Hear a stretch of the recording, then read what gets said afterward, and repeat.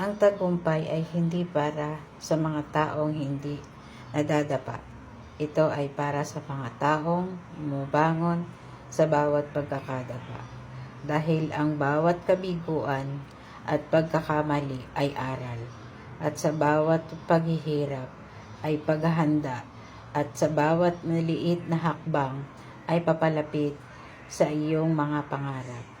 Huwag sumuko ngayon dahil maaaring isang hakbang na lang para sa iyong tagumpay. Kaya kung nakarelate ka sa video ito, pa-comment naman and pa-share na rin. Maraming salamat po. Hangad ko ang success at tagumpay ng bawat isa. Kaya sa bawat aral natin sa buhay o pagkakamali, maging aral ito para sa atin. At maging sandata ito para sa ating tagumpay at para sa ating mga pamilya o mga mahal sa buhay.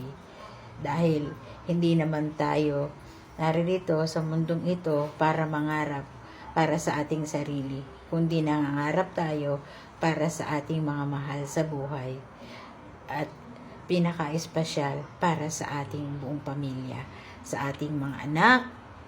At ganun din kung tayo ay nagtagumpay, ganun din ang ating pagtulong para sa ibang tao. So maraming salamat po sa inyong pakikinig at sa mga nakapanood ng video ito. So pa-comment naman po at pa-share. Maraming salamat po.